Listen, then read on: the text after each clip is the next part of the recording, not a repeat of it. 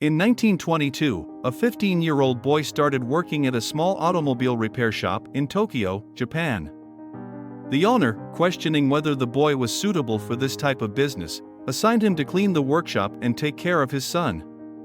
At the time, no one paid much attention to him, but they had no idea who this boy would become in the future. Decades later, this boy, Soichiro Honda, would be competing with some of the world's biggest car brands while also owning the largest motorcycle manufacturer. This is the story of how a poor Japanese boy went from being a babysitter to building the multi-billion-dollar brand with Honda Motors. The story begins in 1906 in Tenryu Shizuoka, a small village at the foot of Mount Fuji. Gaha Honda and his wife welcomed their first son, Soichiro Honda. Soichiro's father was a local blacksmith who also repaired bicycles in his spare time, while his mother was a skilled weaver. Raised in difficult economic circumstances, Soichiro lost 5 of his siblings as a child due to health problems. When Soichiro was 8 years old, he heard a loud noise that caught his attention while walking in his neighborhood. He followed the sound until he found a large piece of metal, a strange contraption, rolling on 4 wheels. That machine was a Ford Model T, and Soichiro was captivated by what he had just witnessed. Soichiro couldn't understand how the car could move with its own energy, and when the car passed him, without thinking, Soichiro ran after it down the road as fast as he could run. This experience left a mark on his life that would forever change the way he engaged with machines. Soichiro learned to wet the blades of agricultural machines and repair bicycles. He was fascinated by all kinds of engines but hated the idea of going to school and instead spent most of his childhood helping his father with the bicycle repair business. His lack of interest in school affected his grades so much that he used an eraser he found to forge the family stamp on his report cards so that his father wouldn't have to sign the paper and see his grades. Eventually, he was caught, and his father punished him by making him kneel for a whole day without lunch. In 1922, Soichiro Honda came across a magazine advertisement for Art Shokai, a Tokyo-based automotive services company. Known as one of the city's most popular car services, he saw an employment opportunity there and sent a letter to the company asking about a job vacancy.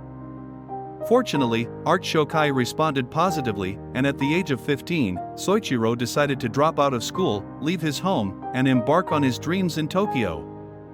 Upon arriving in the city, Soichiro was impressed with the fast and different lifestyle from the village where he grew up. At Art Shokai, the owner Yuzo Sakakibara had already reserved a job for Soichiro, which consisted of taking care of the owner's son. Although he didn't receive any money in the first few months, Soichiro stayed with the company, motivated by the shame of going back home as a failure and facing his parents. Eventually, the owner realized Soichiro's talent and called him to help with the increasing demand for automotive services. Starting with small tasks, Soichiro gradually became a reliable mechanic in the company. His talent and dedication caught the owner's attention, who decided to adopt Soichiro and teach him not only mechanical repairs but also the business side of the business. At that time, Sakakibara's company specialized in repairing automobiles and bicycles. Although cars were a luxury for the upper class and most available models were imported, Soichiro quickly became familiar with a wide range of vehicles, including Lincolns, Mercedes-Daimlers, and various motorcycles. He was completely dedicated to expanding his knowledge and understanding of automotive mechanics. It was through Art Shokai that Soichiro was also introduced to the world of motorsports. In 1923, Sakakibara began building race cars with the help of his workers, including Soichiro. The first model built was the Art Daimler, made with a second-hand Daimler engine. The second model was the Curtiss, built with another second-hand engine, taken from an American biplane Curtiss, and placed on the chassis of an American car, the Mitchell. The Curtiss participated in the 5th race of the Japanese Automobile Championship in 1924 and came in first place with Sakakibara's brother as the driver and Soichiro as the accompanying engineer. This experience was special for the 17-year-old and, from then on, motorsports became his passion. In 1926, Soichiro Honda was about to be recruited by the military, but it was discovered that he was colorblind and therefore unfit for service. Fortunately for Soichiro, this meant he could continue working at Art Shokai, the automotive parts workshop where he started his career. 2 years later, in 1928, Yuzo Sakakibara, owner of Art Shokai, decided to expand his business and open a branch in Hamamatsu. Sakakibara saw no one better to lead the new branch than his young apprentice Soichiro, who at 21 had already impressed his boss with his mechanical skills. However, Soichiro's first months as manager of the new store were difficult. People didn't want to entrust their cars to an inexperienced young man, and as a result, the store had to settle for the leftovers that other mechanical workshops discarded. But Soichiro didn't give up. Using all the knowledge and skill he had accumulated over the years, he worked hard to turn the store into a prosperous business. Throughout the 1930s, the Hamamatsu branch grew rapidly, going from a one-man operation to a team of 30 people. Soichiro had to bring his wife to help manage the business, as there was so much work to be done.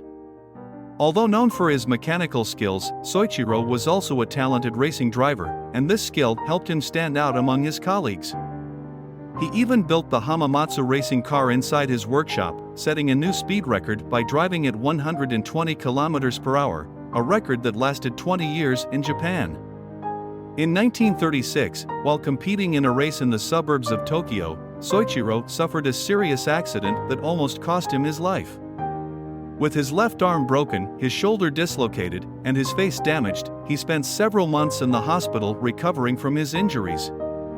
Despite this, Soichiro returned to the tracks just 4 months later, but his family was not happy with his decision, and after several discussions, he never raced again. Tired and disheartened with his repair work, Soichiro decided to dedicate himself to manufacturing car parts. He proposed to transform the Art Shokai branch in Hamamatsu into a separate company for this purpose, but the company's shareholders did not agree. Determined to move forward, Soichiro decided to open his own company to manufacture piston rings and founded Tokai Seiki Heavy Industry, with the help of his close friend Shichiro Kato, who became the company's president. Together, Soichiro and Kato worked tirelessly on their new venture and founded the Art Piston Ring Research Center. Soichiro spent his days in the repair workshop in Hamamatsu and his nights developing pistons. After facing a series of challenges and failures, Soichiro decided to enroll as a part-time student at the Hamamatsu Industrial Institute to improve his knowledge of metallurgy. In 1939, Soichiro finally succeeded in creating a functional and successful piston, but despite his confidence in the project, he had not yet achieved the desired quality. However, this did not stop him from leaving his job at Art Shokai, passing the branch on to some of his apprentices, and dedicating himself full-time to his new company. Although Honda started producing pistons non-stop, his creations still had flaws. When Toyota contacted Soichiro to manufacture pistons, only 3 of the 50 presented met the company's standards. This was a major setback for him, but instead of giving up, Honda spent the next few years traveling around Japan to learn more about piston ring manufacturing. He visited steel companies and universities to improve his knowledge and experience. Thanks to his perseverance and dedication, Soichiro gained confidence in his knowledge and experience and began leading the Art Piston Ring Research Center. This time, the result was surprising. His new pistons not only passed quality control, but also began to attract orders from across the country. The company ended up hiring about 2,000 people just to meet demand. This journey exemplifies Soichiro Honda's determination and passion to improve the quality of his products and services. His achievements and innovations were essential to the evolution of Honda Motors and the automotive industry in general. Things were going very well for Soichiro and his company, but in 1941, Japan entered the Pacific War and Honda was placed under the direct command of the Ministry of Munitions the following year. Soichiro was demoted from president to senior director, and Toyota took over 45% of the company's shares. The situation worsened when many employees were drafted into military service, and Soichiro did everything he could to keep the company afloat. However, the worst was yet to come. In 1944, the signs of air attacks intensified in Japan, and Hamamatsu, where Honda was headquartered, was bombed. Soichiro's factory was destroyed, and a second misfortune occurred in January 1945 when an earthquake devastated the region and brought down the Iwata plant. Soichiro almost lost everything and, after Japan's surrender in August 1945, decided to sell what was left of his company to Toyota for an amount of 450,000 yen. The sale was publicly announced, and Soichiro took some time to think about what the future would hold. However, the country's situation only worsened. A year later, Japan went through an economic collapse, and the shortage of food, clothing, and shelter threatened the lives of citizens. Resources were rationed, and Soichiro could not find enough fuel to drive his car to the market and buy food for his family. Honda was in ruins, but Soichiro did not give up.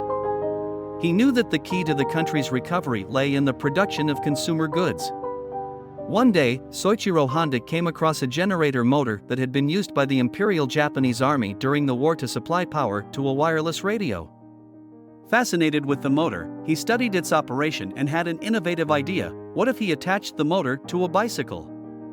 Although this practice of attaching a motor to a bicycle was already common in Europe, Soichiro realized that it could be a viable solution for Japan, which needed a cheap means of transportation.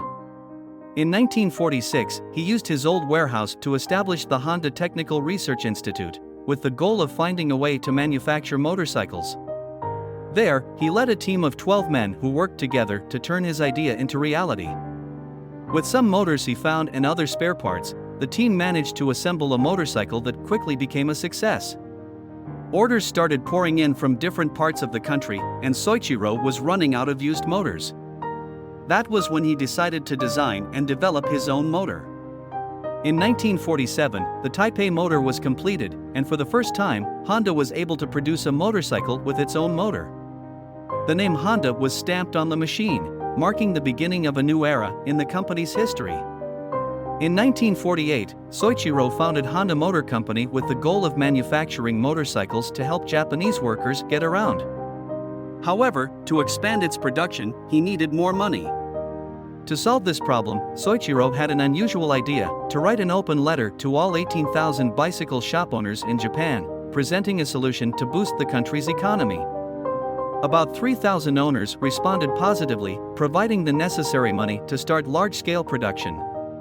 In 1949, Honda produced its first complete motorcycle, the D model. Although it was a milestone for the company, the D model was large and heavy, which limited its popularity. Soichiro was not content with this and worked tirelessly to create a smaller and lighter motorcycle. After 3 years of trial and error, he finally managed to produce the Super Cub, which became a huge success and received the Emperor's Award. The partnership with Takeo Fujisawa, who provided capital and financial and marketing strategies, helped consolidate the success of the Honda Motor Company. In 1958, Honda launched the Super Cub in the United States for only $295, a quarter of the price of other American motorcycles. Thanks to the company's marketing and engineering skills, Honda quickly surpassed its competitors, including Triumph and Harley-Davidson, in their respective local markets. At the same time, Soichiro also expanded the Honda brand into the world of racing. He traveled the world to study racing and examine his competitors' motorcycles, becoming an influential figure in the racing world. For manufacturing companies, racing was more than just a sport; it was the biggest platform to showcase their cars and motorcycles to the rest of the world. During his career on the track, Honda always strived to exceed the standards set by its competitors. The company took home the information learned and worked hard to improve. This attitude allowed Honda to evolve from a poor result in its first international race in 1954 to victory in the manufacturer's team at the Isle of Man TT in 1959, the world's largest motorcycle race. Victory at the Isle of Man TT in 1959 and again in 1961 put Honda on the map.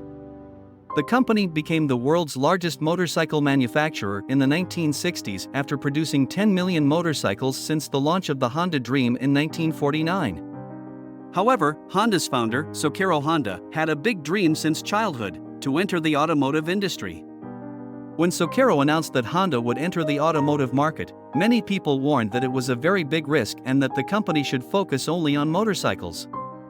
At the time, Honda only produced motorcycles, while other Japanese companies such as Nissan and Toyota competed in the automotive market. Japanese officials tried to convince Soichiro that the country did not need another car manufacturer, but he did not listen.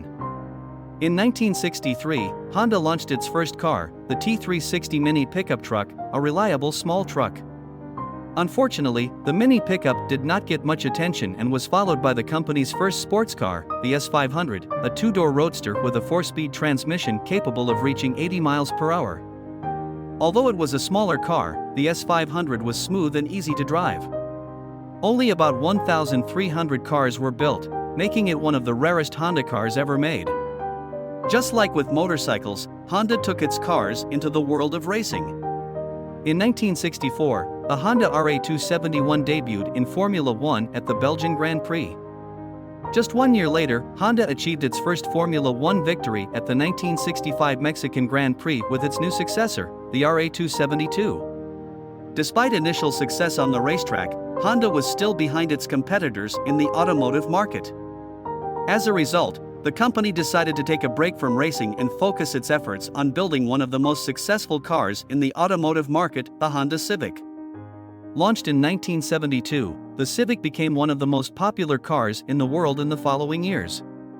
One of the reasons for its success, especially in Europe and the United States, was its low fuel consumption and high efficiency in response to the oil crisis of the 1970s. While Honda motorcycles were being produced, Japan already had Nissan, Toyota, and other companies competing in the tough automotive market. Japanese officials tried to convince Soichiro that the country did not need another car manufacturer, but he was not swayed by their arguments. In 1963, Honda launched its first car, the T360 Mini truck, a reliable small cargo truck. Unfortunately, the Mini truck never gained much traction and was soon followed by the company's first sports car, the S500. The S500 was a two-door roadster with a 4-speed transmission capable of reaching 80 miles per hour. Although it was a smaller car, it was smooth and easy to drive. Unfortunately, only about 1,300 cars of this model were built, making it one of the rarest cars ever made by Honda. Just as Soichiro did with motorcycles, Honda also took its cars to the world of racing. The Honda RA271 debuted in Formula One at the Belgian Grand Prix in 1964. In just 1 year, Honda achieved its first victory in Formula One at the Mexican Grand Prix in 1965 with its new successor, the RA272. However, despite its early success on the track, Honda was still far behind its competitors in the automotive market, which led the company to pause racing and focus on producing the Civic. During this period, fuel shortages spread throughout the world, and society developed new methods of fuel management, including compound vortex controlled combustion (CVCC). This technology allowed people to travel longer distances with their cars without burning too much fuel. The Honda Civic also addressed the problem of pollution caused by exhaust gases by adding a catalytic converter to its vehicles, something that other major automakers did not consider as much at the time. And so, Honda quickly became popular in the automotive market. Although Americans may have bought the Civic out of necessity, it was the Honda Accord that really changed the game. Initially, the Honda Accord debuted as a compact hatchback but later expanded to sedans. This new model had the same fuel efficiency as the Civic, but with an improved moderate size and, thanks to its ample interior space and comfort, the Honda Accord became one of the best-selling sedans in automotive history. Honda also expanded into several industries, including jets, boat engines, power equipment, and robots, to name a few. Thank you all for watching. Don't forget to subscribe and like the video. See you next time.